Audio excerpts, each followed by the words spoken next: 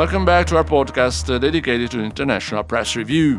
The Parliament of Mongolia discussed a draft law aimed at introducing amendments to the law governing its functioning. The proposal, which obtained a majority in the first reading, was presented by the President of Mongolia to strengthen the accountability of Assembly members. The news was reported on April 16 by Monseim.mm.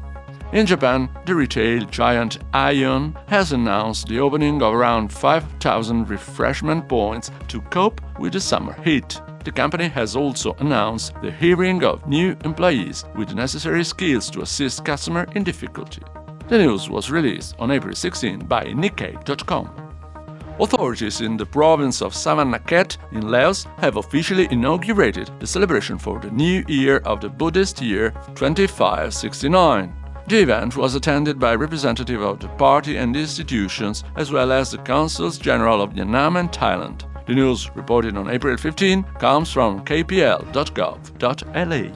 Italy has approved the strengthening of strategic cooperation with the Malaysian state of Sarawak in the fields of energy and aerospace. This was confirmed by the Italian ambassador to the country, Raffaele Langella, who also announced the visit of an Italian trade delegation to assess investment opportunities. The news was reported on April 15 by tvsarawak.my.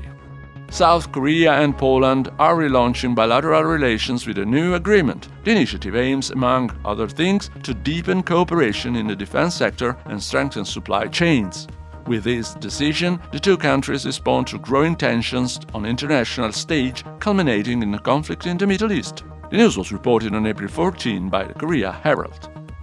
With the Ting-Yang Water Festival celebrated in Myanmar and other Southeast Asian countries, moments of leisure return, but it also opens a reflection on spiritual values in a changing world. This is the message of Myanmar's authorities, who have invited citizens to honor this important occasion without indulging in the excesses that have often occurred in such circumstances. The news was released on April 14 by gmln.com.mm. Ducati celebrates its centenary with a major event in India. The historic Italian motorcycle brand organized a track day at the Budd International Circuit, bringing together over 70 Ducatisti and their families for a riding session and other exclusive activities. Among the participants was Ducati's official stunt rider Emilio Zamora. The news was reported on April 13 by YokmaTimes.com. Alfa Romeo returns to Singapore with the new dealership Red Rock and Rosso Motor. For the occasion, the historic Italian car brand organized a special event to preview the new electric Junior model. The new model is the first A-segment EV launched by the brand on the city-state market, confirming its renewed strategic importance. The news was reported on April 13 by AutoApp.sg. Authorities in Phnom Penh have launched a campaign aimed at raising awareness among Cambodian citizens about drug-related issues. At the center of the initiative are advertisements and a new application designed to reduce dependence on narcotic substances. The news was reported on April 12 by tvk.gov.kh.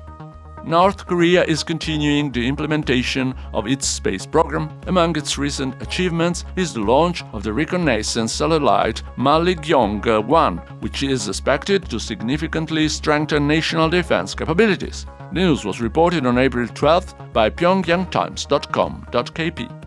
The Thai government has announced a long-term plan to address the energy crisis linked to the war in the Middle East. The document outlines priorities to the future of the economy, including accelerating the green transition and providing free access to artificial intelligence. The news was reported on April 11 by prachachat.net. The American Institute in Taiwan has urged Beijing to engage in dialogue with the island's democratically elected government to define a balance across the strait. Taiwanese government officials responded that the prerequisite for any dialogue is respect for the executive and democratic processes. The news was released on April 11th by itn.com.tw.